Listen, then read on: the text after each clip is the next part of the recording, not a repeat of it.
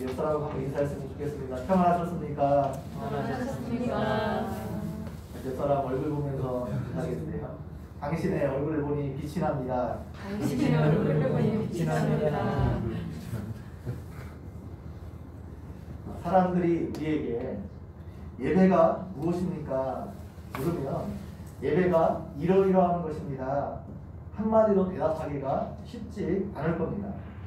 예배라는 말이 광범위한 의미를 포함하고 있기 때문에 그렇습니다. 그래서 우리가 예배라고 말할 때 한마디로 예배는 이러이러한 것입니다. 대답하기가 쉽지 않습니다. 그래서 우리가 예배에 대해서 많이 알고 있음에도 불구하고 예배에 대해서 한마디로 말하려면 쉽게 말이 나오지 않는 것입니다. 오늘은 예배란 무엇인가? 어떤 사람이 예배를 드릴 수 있는가? 또 하나님이 받으시는 예배는 어떤 예배인가?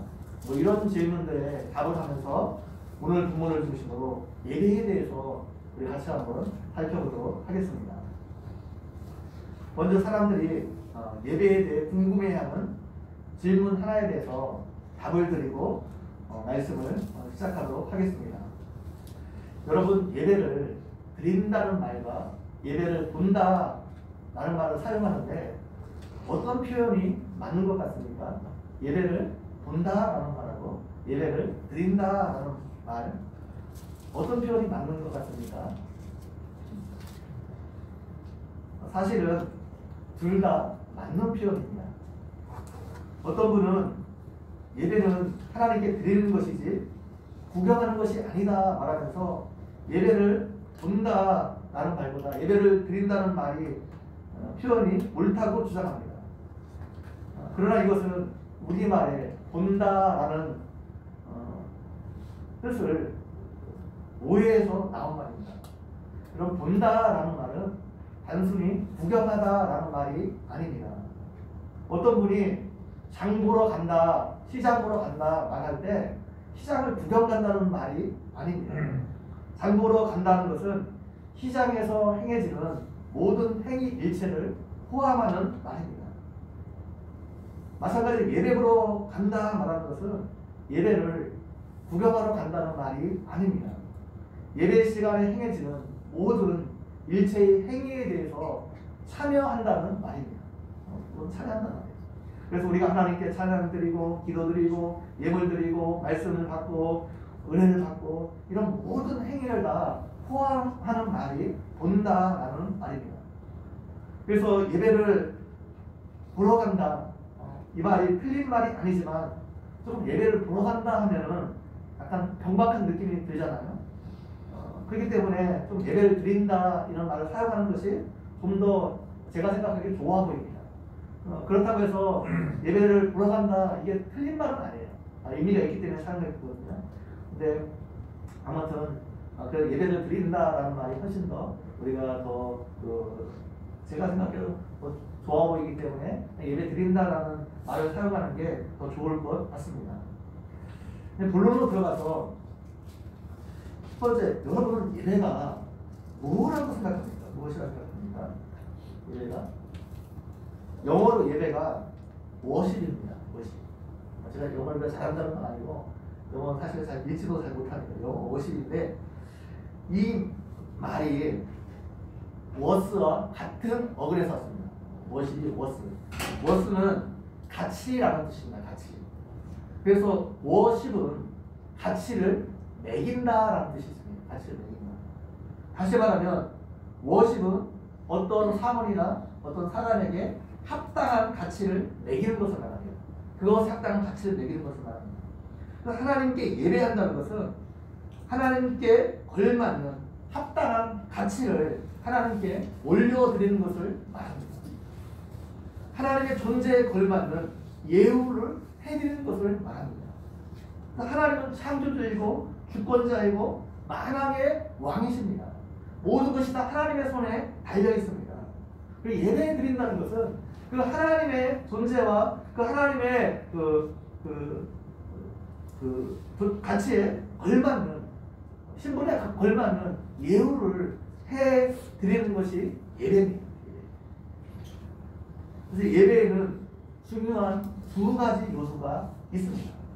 하나는 경배와 또 하나는 섬김입니다.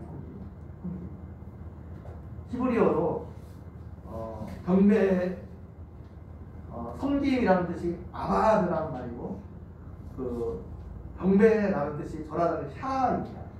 나중에 그것도 잘 설명드리겠는데요. 그래서 아바드라는 섬김이라는 단어도 예배를 사용할 때 그 예배라는 말을 사용할 때 사용된 말이고, 샤도 이건 하나님께 예배할 때 그 사용된 말이거든요. 그러니까 경배와 섬김이 섬김과 경배, 이게 아바다 샤입니다. 헬라어로는 예배라는 말을 사용할 때 프로스 키네이라는 말과 나트레이라는 말을 사용합니다. 프로스 키네이는 종이 주인에게 문안하는 것을 말합니다. 존경의 표시로 종이 주인의 발에 입을 맞추는 것을 말합니다. 프로스 키네이. 그리고 나트레이라는 종이 주인을 위해 섬기는 모든 행위를 가리킵니다. 모든 일체를 가리켜요. 나트레이라는 것. 이것을 종합하면 예배가 무엇입니까? 첫 번째, 하나님을 경외하는 마음을 가지고 하나님의 높으심과 하나님의 은혜를 찬양하고 하나님을 경배하는 겁니다. 두 번째로, 하나님의 은혜에 감사해서 그 응답으로 우리가 하나님을 섬기는 모든 행위 일체를 가리키는 겁니다. 정리하면 예배는 하나님의 구속의 은혜를 받은 자들이 그 은혜에 대한 응답으로 하나님께 감사하고 하나님을 경배하며 하나님을 찬양하는 것이고, 하나님을 기쁘시게 섬기는 모든 행위를 예배라 말할 수 있습니다. 예배의 본질은 하나님을 경외하는 것으로 하나님을 사랑하는 것입니다. 아멘. 그리고 예배에는 그 본질을 담을 수 있는 형식이 필요합니다. 형식. 사랑이라는 것도 마찬가지입니다. 사랑의 본질을 담을 수 있는 형식이 있어야 됩니다. 형식은 다른 말로 하면은 표현 방식이라 말할 수 있습니다. 여러분은 어떤 사람을 사랑하고 있습니다. 근데 그 사람을 향한 사랑이 아무리 커도, 여러분 마음속에 그 사랑이 아무리 커도 그 사랑이 표현되지 않으면 그 사랑은 아무것도 아닙니다. 상대방에게 아무런 영향을 주지 못합니다. 한국 남자들은 대부분 아내를 사랑합니다. 다시 태어나도 지금 현재 살고 있는 아내와 다시 결혼하겠습니까? 이 질문에 한국 남편들은 대부분 그렇다고 대답합니다. 왜 그런지 모르겠어요. 대부분 통계가 돼요. 그렇다고 대답합니다. 그런데 문제가 무엇입니까? 그 사랑을 표현하지 않는 것이 문제입니다. 표현하지 않기 때문에 부부관계에 문제가 생기는 겁니다. 아무리 마음으로 아내를 사랑하면 무엇합니까? 그 사랑을 표현하지 않으면 아무것도 아닙니다. 마음에 있는 사랑을 표현하는 방식, 그것을 우리가 형식이라 말할 수 있습니다. 본질은 하나이지만 형식은 다양할 수 있습니다. 우리 안에 있는 사랑을 우리가 말로 표현할 수 있습니다. 문자를 통해서 표현할 수 있습니다. 뭐 선물로 사랑을 표현할 수 있어요. 또 아내를 위해서 무슨 설거지를 한다든지 청소를 한다든지 뭐 섬김을 통해서 사랑을 표현할 수 있습니다. 중요한 것은 그 사랑이 반드시 표현되어야 한다는 것입니다. 다시 말하면 사랑에는 반드시 형식이 있어야 됩니다. 그래야 사랑이 완성이 되는 겁니다. 종이 울릴 때까지 종이 아니라는 말이 있는 것처럼 우리 마음속에 있는 사랑은 사랑이 아닙니다. 그 사랑이 표현될 때 사랑이 완성되는 것이고 진정한 사랑이 될 수 있는 겁니다. 그래서 사랑에는 반드시 형식이 필요합니다. 그렇다면 사랑에 있어서 여러분 본질과 형식 중에 어떤 것이 중요하다고 생각합니까? 본질도 중요하고 형식도 중요합니다. 본질과 형식이 둘 다 중요합니다. 형식 없이 그 내용을 담을 수 없어요. 본질을 담을 수 없습니다. 또한 내용이 없는 형식은 사실 아무것도 아니죠. 빈 껍데기에 불과한 거죠. 그렇기 때문에 형식과 본질이 둘 다 중요합니다. 예배도 마찬가지입니다. 하나님을 사랑하고 하나님을 경배하는 그 예배의 본질이 중요하지만 그것을 담을 수 있는 형식도 중요합니다.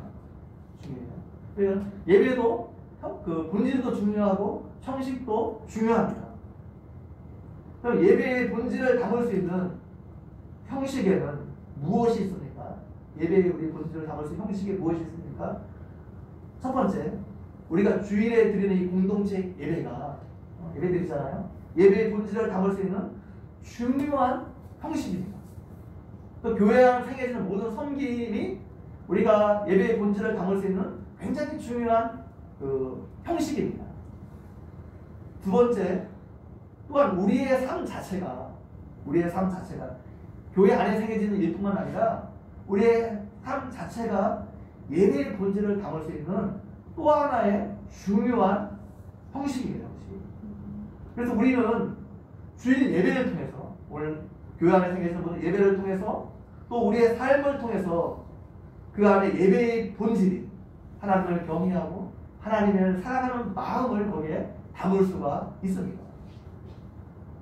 그 모든 것을 통해서 예배의 본질인 하나님 섬김을 우리가 담을 수 있습니다. 두 번째로 그렇다면 예배는 어떤 사람들이 드릴 수 있습니까? 하나님이 얼마나 중요한지 아는 사람들이 예배를 드릴 수 있습니다. 예배가 뭐라고 했어요? 하나님 합당한 가치를 올려드리는 거잖아요. 그러니까 하나님이 얼마나 중요한 분인지 아는 사람이 예배를 드릴 수 있습니다. 하나님을 정말 사랑하는 사람들이 하나님께 진정한 예배를 드릴 수 있습니다. 하나님의 은혜를 받고 하나님의 은혜를 받은 사람들이 그 은혜에 대한 보답으로 응답으로 하나님께 예배를 드릴 수 있는 것입니다.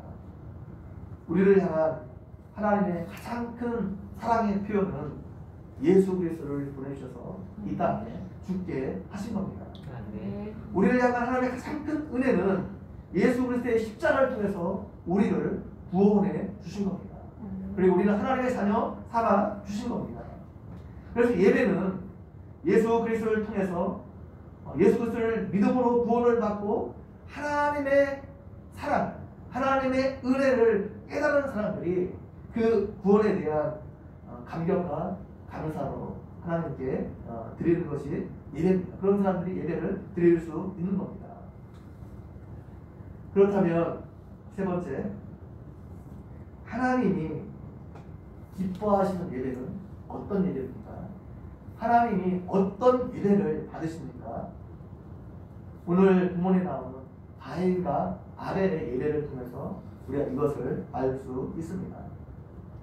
가인과 아벨이 똑같이 하나님 앞에 나와 예배를 드렸는데 하나님께서 가인의 예배는 받지 않으셨고 아벨의 예배는 받으셨습니다. 오늘도 한국에서만 정말 수많은 사람들이 하나님께 예배를 드리고 있을 것입니다. 모두 예배를 드리고 있지만 그 모든 예배를 하나님께서 받으시는 것이 아닐 수 있습니다. 어떤 예배는 하나님께서 받으시지만 어떤 예배는 받지 않으시는 예배가 있을 수 있습니다. 하나님께서 가인의 예배를 받지 않으신 이유가 무엇입니까? 첫 번째, 그가 드린 제물에 문제가 있었기 때문입니다. 4절 말씀에 보게 되면 4절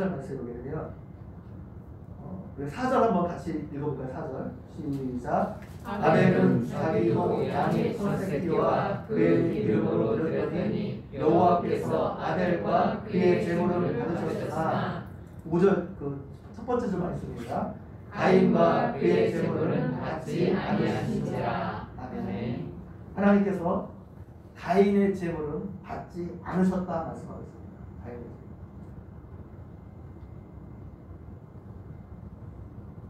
여러분, 가인의 제물을 하나님 받지 않으셨는데 그가 드린 그 제물에 어떤 문제가 있었기 때문에 하나님께서 그 재물을 받지 않으셨습니까?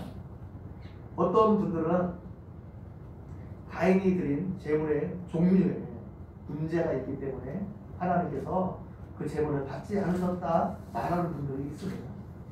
가인은 농사를 짓는 사람이었기 때문에 자신이 지은 농산물을 가지고 와서 하나님께 예물을 드렸습니다. 그리고 아벨은 목축하는 자이었기 때문에 자기가 목축한 양의 첫 새끼를 가져가서 하나님께 제물로 드렸습니다. 그래서 하나님께서 가인의 제물을 받지 않으신 것, 땅의 소산으로 예물을 드렸기 때문에 받지 않으셨고, 아벨은 양의 새끼, 피의 제사였기 때문에 받으셨다, 이렇게 말하는 분들이 있습니다. 제물의 종류에 문제가 있어서 하나님께서 받지 않으셨다, 이것을 증명하려면 가인과 아벨이 드린 제사의 종류가 무엇인지를 우리가 먼저 살펴봐야 됩니다. 제사의 종류에 따라서 제물의 종류가 다르기 때문에 그렇습니다.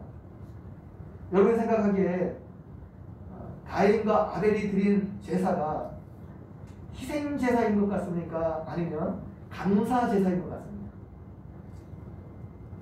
어떤 것 같아요? 희생 제사인 것 같아요? 번제나 속죄제나 이런 희생 제사인 것 같습니까? 아니면 뭔가 감사이 있어서 감사 제사인 것 같아요. 4개의 규례에 따르면 희생 제사는 주로 동물이 제물로 사용되었습니다. 속죄제나 번제나 다 동물로 사용되었습니다. 예외적으로 가난한 자들을 위해서 속죄제도 소제로 곡식가루로 드릴 수 있는 것이 허용되었습니다. 예외적인 거예요. 근데 주로 동물의 제사가 사용되었습니다. 그러나 감사제는 곡식을 드리는 것이 일반적으로 허용이 되었습니다. 이들이 드린 제사는 감사의 제사입니다. 그것을 어떻게 알 수 있습니까? 세월이 지난 후에 라는 말을 통해서 알 수 있습니다. 이 말을 직역하면, 히브리어를 직역하면 날의 끝 날의 뜻입니다. 이 말은 한 시기가 끝났다는 거예요. 한 시기가 끝났다는 거예요. 농사와 목축의 한 시기가 끝났다는 거예요. 한 시기가. 그럼 농사의 한 시기가 끝났다는 건 뭐예요? 추수를 끝냈다는 거예요. 수확을 끝났다는 것을 말합니다. 수확을 끝난 다음에 그것에 감사해서 그 결과물을 가지고 지금 하나님께 나왔다는 말입니다. 그래서 이 제사가 감사제의 성격이 강한 제사입니다. 감사제이기 때문에 가인이 자신이 직접 농산물을 가지고 하나님께 나와 예배드린 것 문제가 되지 않습니다. 문제가 되지 않습니다. 아벨이 자신의 양의 새끼를 가지고 하나님께 드린 것 문제가 되지 않습니다. 감사제사이기 때문에 그렇습니다. 그렇다면 가인의 제물에 무슨 문제가 있어서 하나님께서 그의 제물을 받지 않으셨을까요?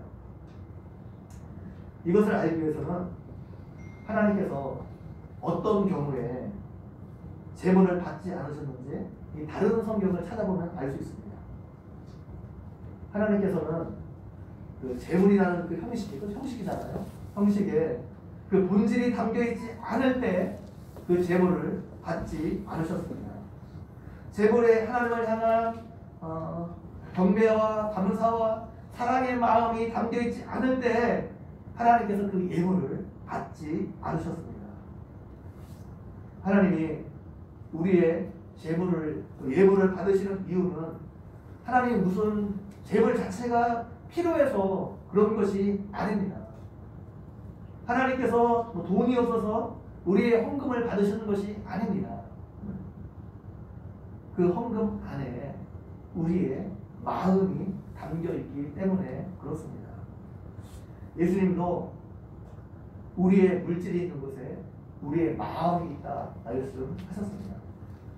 어떤 사람의 관심이 어디 있는지 알 수 있으려면 여러분 그 사람이 돈을 어디에 쓰는지를 보면 그 사람의 관심이 어디 있는지 알 수 있습니다. 반드시 그 사람의 마음이 있는 곳에 돈을 쓰게 되어 있습니다. 그래서 내 취미가 있잖아요. 그래서 자기가 좋아하는 그 취미에 돈을 쓰게 되어 있습니다. 하나님 받으시는 것은 물질에 있는 우리의 마음을 받으시기를 원하십니다. 우리가 하나님을 사랑하는 마음, 하나님을 경배하는 마음, 하나님께 감사하는 마음, 이런 마음들을 받기를 원하십니다.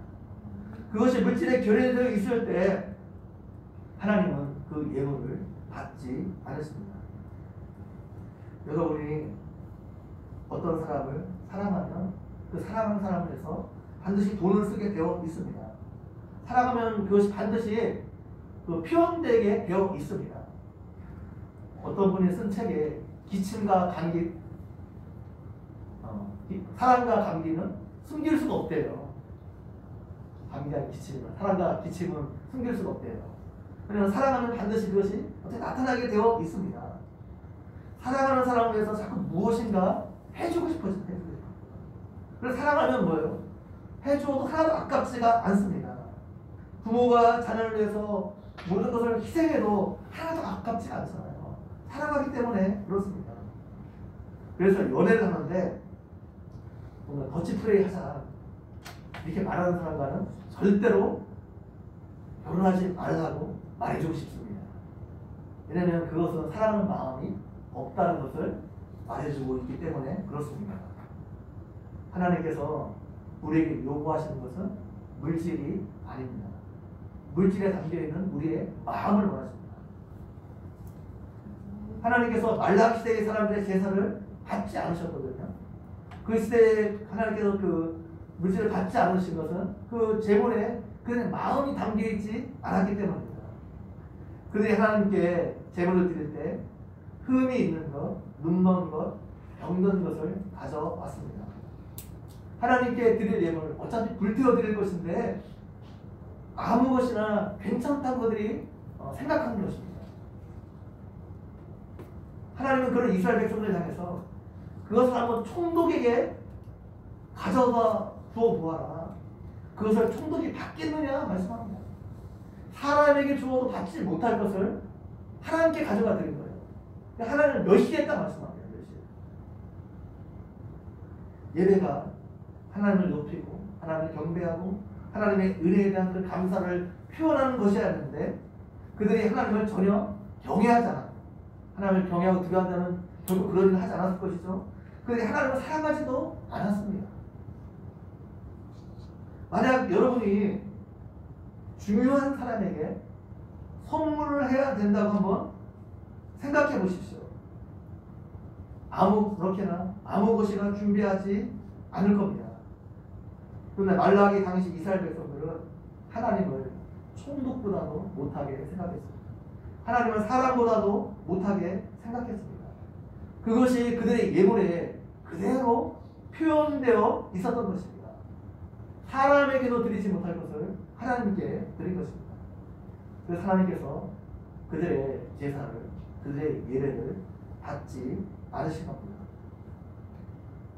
우리는 하나님께 무엇을 드릴 때 정말 최상의 것으로 하나님께 드려야 됩니다.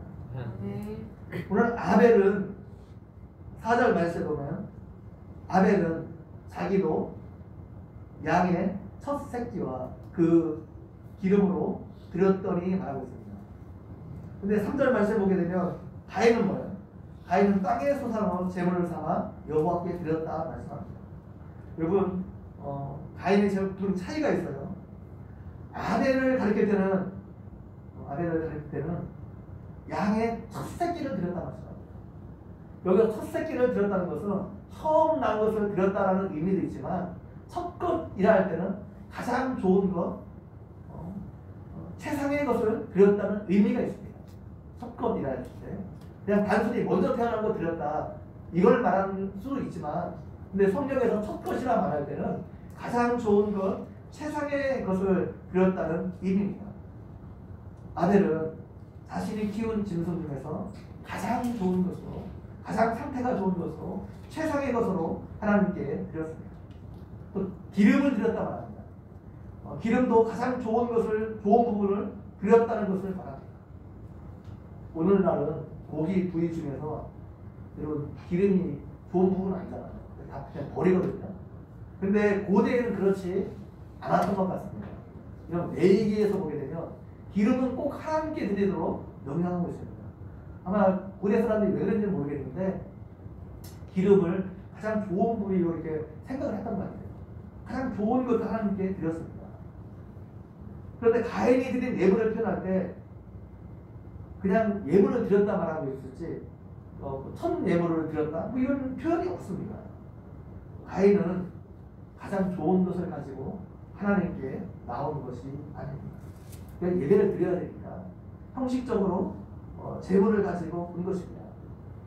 그가 드린 예물은 말라기 시대 백성들처럼 하나님이 받으실 만한 마음이 그 예물에 담겨 있지 않았습니다. 그래서 하나님께서 그 예물을 받지 않으신 겁니다. 우리가 하나님 앞에 나올 때 가장 좋은 것, 세상의 것을 가지고 드려야 됩니다. 여러분, 좋은 것을 드려야 한다는 것이 꼭 많은 액수를 말하는 것이 아닙니다. 하나님은 과부가 드린 2 렛돈을 칭찬하셨습니다. 렛돈은 그리스 화폐 단위 중에 가장 적은 단위예요. 오늘날 화폐 가치를 한다면 2 렛돈은 사실 1,000원도 되지 않습니다. 1,000원도 되지 않습니다. 그런데 하나님은 과부가 드린 그 2 렛돈을 칭찬하셨습니다. 거기에 하나님을 향한 그 과부의 마음이 담겨져 있었기 때문입니다. 우리의 믿음의 선배들은 하나님께 헌금을 드릴 때 요즘은 그렇게 하는 사람이 거의 없죠. 지폐를 다리 위로 다려갖고 드렸다는 이야기를 제가 많이 들었습니다. 여러분, 똑같은 액수의 헌금을 드리는데 다리 위로 다려서 하나님께 드리는 것과 그렇지 않은 것은 분명한 차이가 있습니다. 똑같은 액수에도 여러분 거기에 담겨있는 하나님을 향한 마음과 이런 것들이 전혀 다릅니다. 먼저 섬기던 교회에서 집사님이 저에게 이렇게 한 말이에요. 그 집사님이 찬양을 하시는데 토요일에는 가능하면 장거리 여행을 하지 않는다고 말했습니다. 왜냐하면 토요일을 멀리 갔다 오면 피곤해서 주일날 찬양 갈 때 목소리가 잘 나오지 않는데요. 그래서 하나님께 최상의 목소리로 찬양하기 위해서 자기는 그 토요일날은 장거리 여행을 잘 하지 않는다, 그런 이야기를 드렸습니다. 여러분, 우리가 하나님께 어떤 것을 드릴 때 거기에는 최상의 것을 하나님께 드려야 됩니다. 그것이 물질이든 하나님을 섬기는 것이든 어떤 것이든지 간에 하나님께 드릴 때는 거기에 하나님께서 받으실 만한 우리의 마음이 거기에는 담겨져 있어야 됩니다. 그래서 최상의 것으로, 가장 좋은 것으로 하나님께 드려야 됩니다. 왜냐하면 하나님 마땅히 그것을 받으실 만한 그런 합당한 분이시기 때문에 그렇습니다. 두 번째로 하나님께서 받지 않으신 것은 재물만 받을 것이 아니라 가인이라는 사람 그 자체를 하나님께서 받지 않으셨습니다. 4절에서 아벨은 자기도 양의 첫 새끼와 그 기름으로 드렸더니 여호와께서 아벨과 그의 제물은 받으셨으나 아벨과 그의 제물은 받으셨으나 가인과 그의 제물은 받지 않으셨다 말씀합니다. 가인이라는 사람 그 자체를 받지 않으셨어요. 받지 않으셨습니다.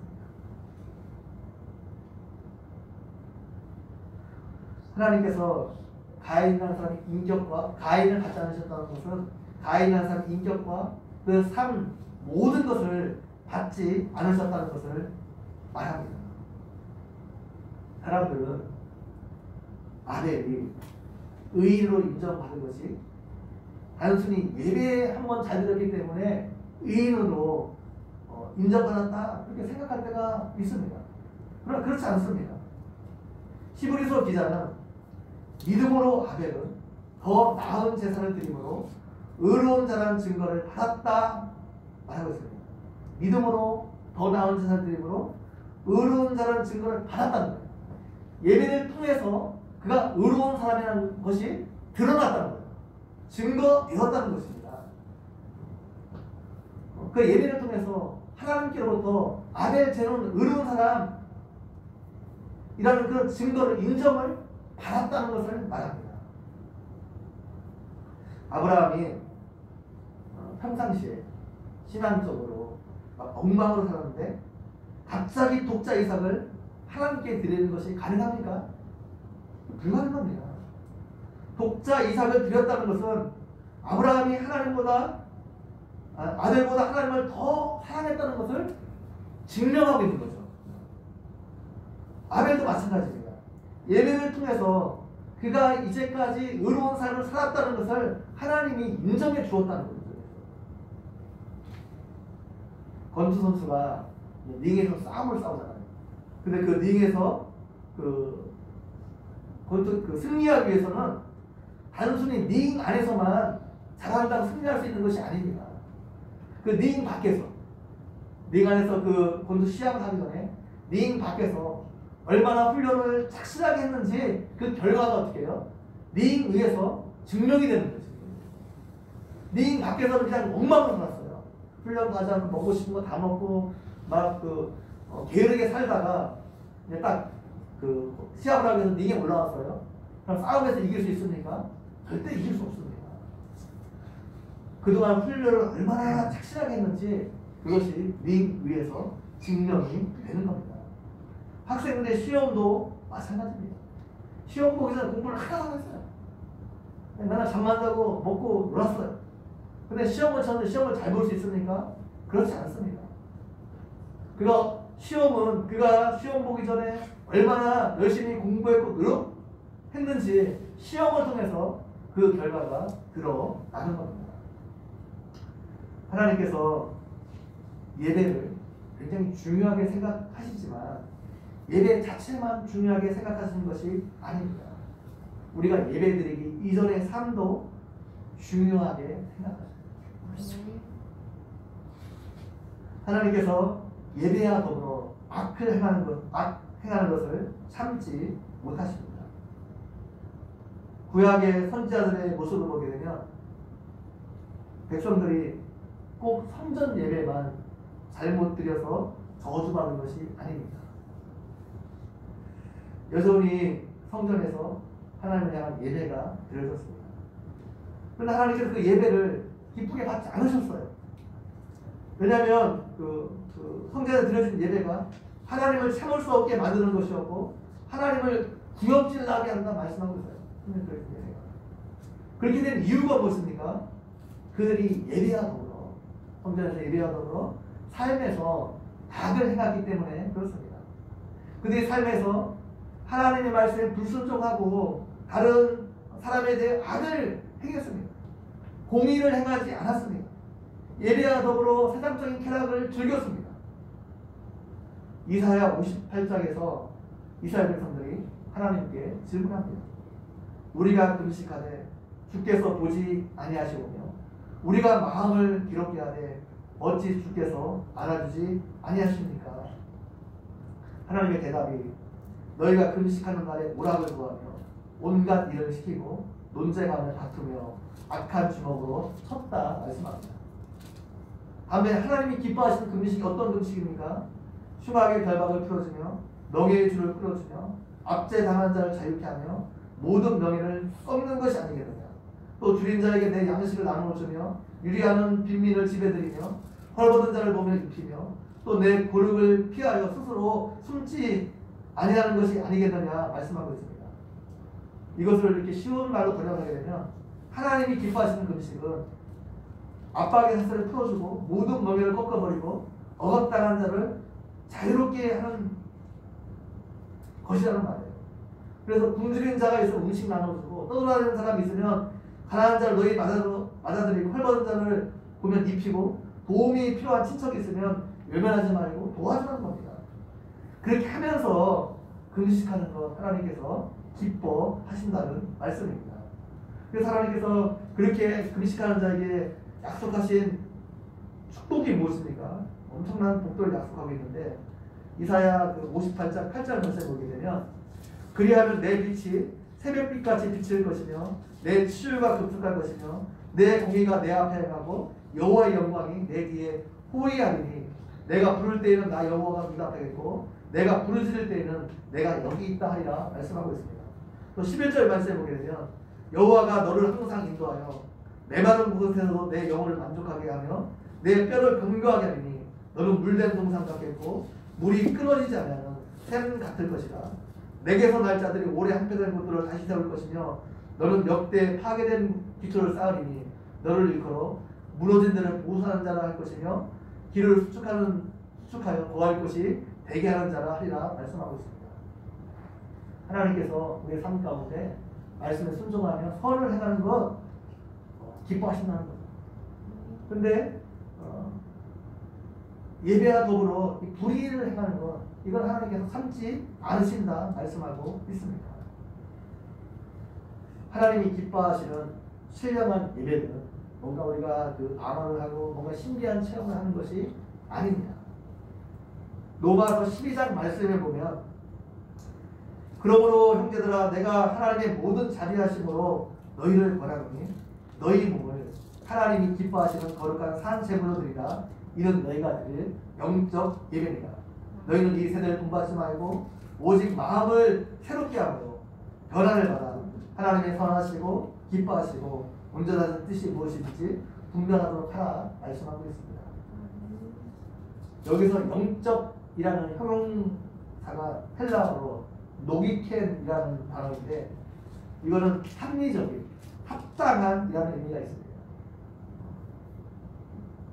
따라서 영적 예배라는 것은 합당한 예배라고 대답될 수 있습니다. 하나님께 드릴 합당한 예배, 올바른 예배가 지금 사도 바울이 무엇이라 말하고 있습니까? 우리 몸을 하나님이 기뻐하시는 거룩한 산 제물로 드리라는 거예요. 우리 몸을 어떻게 거룩한 산 제물로 드립니까? 이것은 우리 몸으로 행하는 모든 것이 거룩한 산 제물이 되게 하라는 것입니다. 제물이 되려면 어떻게 해야 돼요? 죽어야 됩니다. 죽지 않고는 절대로 제물이 될 수 없습니다. 따라서 우리 몸으로 행하는 모든 것이 제물이 되기 위해서는 우리가 날마다 죽어야 된다는 거예요. 타락한 이 세대를 본받아 사는 것이 아니라 날마다 하나님의 뜻에 우리를 복종시켜 하나님의 뜻대로 순종하며 살아가야 됩니다. 이것이 하나님께 드리는 합당한 예배라는 거예요. 따라서 우리 몸으로 행하는 모든 것이 예배가 될 수 있습니다. 아까 말씀드렸죠. 우리의 삶이 예배의 본질을 담을 수 있는 중요한 형식 중에 하나가 말씀드렸습니다. 그래서 우리가 가정에서, 직장에서, 세상에서 행하는 모든 일이 예배가 될 수 있습니다. 우리 삶이 예배가 될 수 있고 우리 인생 자체가 하나님께 예배로 올려드릴 수 있는 겁니다. 그 모든 것을 하나님의 뜻대로 하나님이 기뻐하시는 대로 우리가 순종하며 살아갈 때 우리의 삶이 예배가 될 수 있는 겁니다. 따라서 예배의 성패는 이건 교회 안에서만 결정되는 것이 아닙니다. 우리의 삶이 중요합니다. 우리가 살아가면서 한마디 한마디 하는 말이 다 예배에 영향을 미칩니다. 우리의 행동 하나하나가 다 예배에 중요한 영향을 미칩니다. 그것이 예배를 통해서 드러나게 되는 겁니다. 그것이 예배를 통해서 하나님께 인정을 받게 되는 겁니다.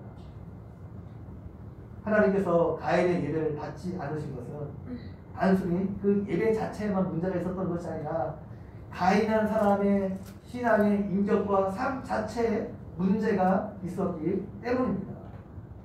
여러분 7절 말씀을 보게 되면 4장 7절 말씀을 보게 되면 내가 선을 행하면 어찌 낯을 들지 못하겠느냐. 선을 행하지 아니하면 죄가 문 앞에 엎드려져 있느니라. 죄가 너를 원하나 너는 죄를 다스릴지라 말씀하고 있습니다. 내가 선을 행하지 않았다는 거예요. 하나님께서 그 제사를 받지 않으신 것은 가인을 받지 않으신 것은 가인이 선을 행하지 않았기 때문입니다. 근데 가인이라는 사람 자체가 뭐예요? 자체가 문제가 있었던 거죠. 자체에 문제가 있으니까 어떻게 해요? 그 예물에 그 드러나게 된 거죠. 그 자체가. 그게 신앙의 인격과 믿음과 이런 모든 것들이 다 예물에 드러나게 된 것입니다.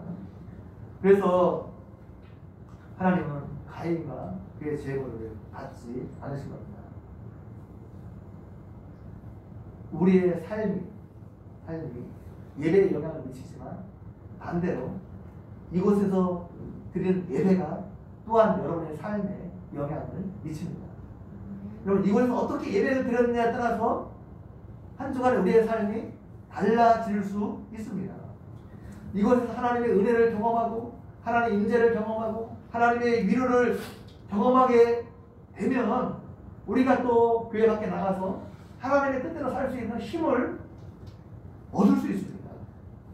또한 한 주간의 삶을 어떻게 살았냐에 따라서 이곳에 드리는 예배가 달라질 수 있습니다. 상호 보완적입니다.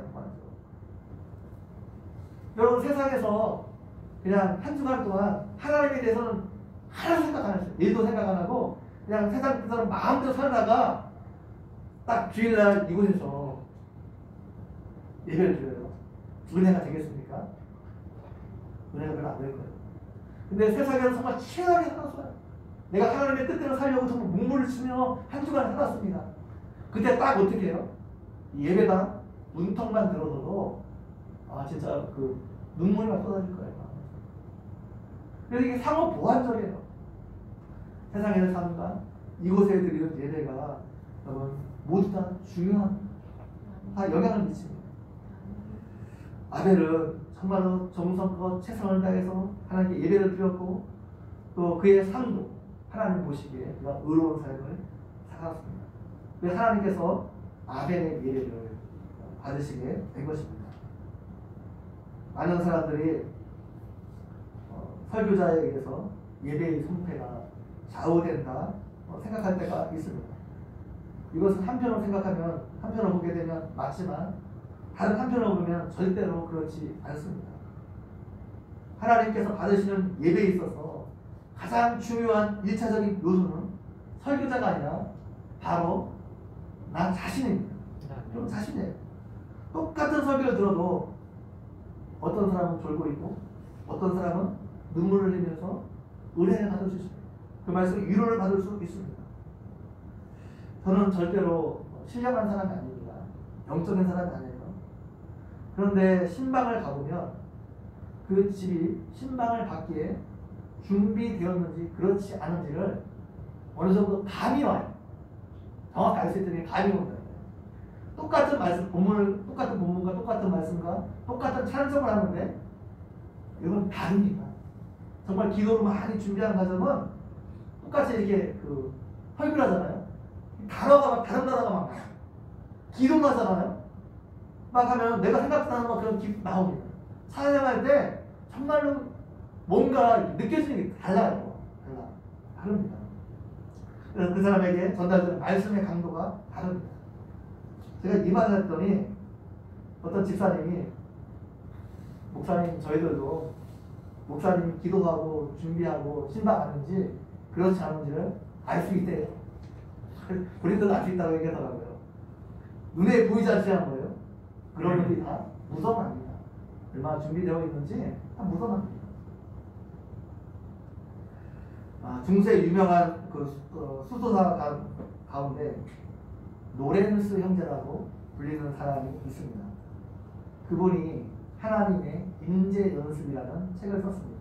굉장히 오래전에 출판된 책인데 그분이 이 책을 출판하려고 쓴 것이 아니고 그냥 매일매일 자신 일기를 쓴 거예요. 일기를 쓴 건데 후대의 사람들이 그것을 발견하고 책으로 출판한 겁니다. 중세의 수도원은 오늘날의 기도원과 비슷하다고 생각하면 됩니다. 노렌스 형제는 수도원의 원장이 아니었습니다. 정식 수도사도 아니었습니다. 그 수도원의 요리사였습니다. 수도하는 사람들의 어떤 요리를 담당하는 사람이었습니다. 근데 노렌스 형제가 말하기를 하나님의 임재를 느끼는 방법은 내가 하고 있는 일을 바꾸는 것이 아니라 내가 하고 있는 일을 바꾸는 것이 아니래요. 일에 대한 나의 태도를 바꾸는 것이다. 식사 준비하고 다른 사람 목욕시키고 쓰레기를 치우는 것을 나를 위해서 하는 것이 아니라 하나님을 위해서 하는 것이다 말하고 있습니다. 그러니까 하나님의 임재를 느끼는 게 뭐예요? 꼭 교회 안에서 예배를 드리면서만 하나님의 임재를 느끼는 것이 아니라는 거예요. 지금 내가 하고 있는 일, 일상에 내가 하고 있는 일을 지금 누구를 위해서 하고 있는가, 그 태도를 바꾸는 것이에요. 태도를 바꾸게 되면 어떻게 해요? 하나님을 위해서 그 일을 하게 되면 그 모든 일 가운데 어떻게 해요? 하나님의 임재를 느낄 수 있다는 겁니다. 그 하나님과 깊은 교제와 하나님의 임재를 경험하는 것, 예배당에서 예배할 뿐만 아니라 식당의 주방에서도 하나님과 깊은 교제와 또 하나님의 깊은 임재를 그가 경험했습니다. 하나님이 기뻐하시는 것 천천의 수양이 아닙니다. 많은 물질이 아닙니다. 공의를 행하고 인자를 사랑하고 겸손히 하나님과 동행하는 것 하나님이 기뻐하신다 말하고 있습니다. 영적 예배는 우리 몸을 하나님이 기뻐하시는 거룩한 산 제물로 드리는 것입니다. 우리 몸을 행하는 모든 일을 하나님의 영광을 위해서 행하는 것입니다. 우리가 하나님의 말씀에 뜻대로 순종하면서 하나님의 뜻 순종하면서 하나님과 동행하는 삶을 사는 겁니다. 오늘날 우리가 공동체 예배를 드릴 이유가 뭐예요? 이곳에서 하나님께 잘 예배하기 위해서 그런 것이 아니라 우리가 한 주간의 삶을 하나님의 뜻에 살기 위해서 이 공동체 예배가 필요한 겁니다. 이곳에서 하나님의 위로를 경험하고 하나님의 은혜를 경험하고 하나님의 깊은 인자를 경험하고 그 힘 가지고 어떻게 해요?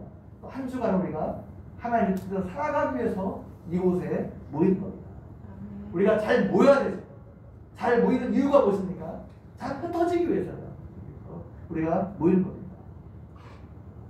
다음 주에 그 예배의 성공과 실패는 단순히 다음 주 오늘 이 예배당 안에서 드려지는 예배에서만 결정되는 것이 아닙니다. 오늘 여러분이 예배당 건물을 나가면서 결정이 되는 거예요.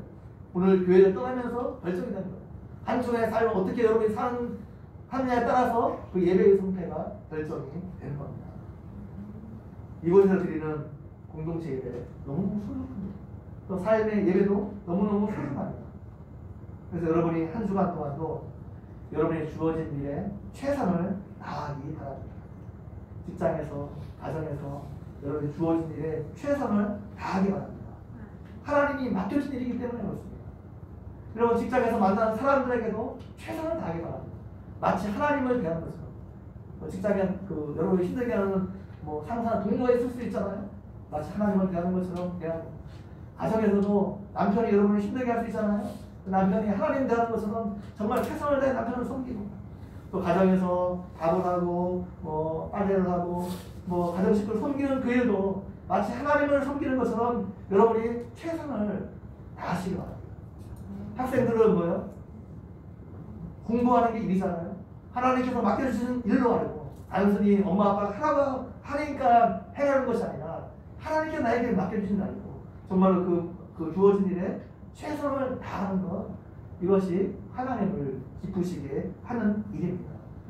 한 주간 이렇게 살고 다음 주에 이곳에 와서 하나님께 예배를 드릴 때 제가 확신할 수 있습니다. 분명히 그 예배가 달라질 것입니다. 하나님 받으실 만한 예배가 될 것입니다. 이 은혜가 여러분 모두에게 있기를 주님의 이름으로 간절히 축원드립니다. 아멘.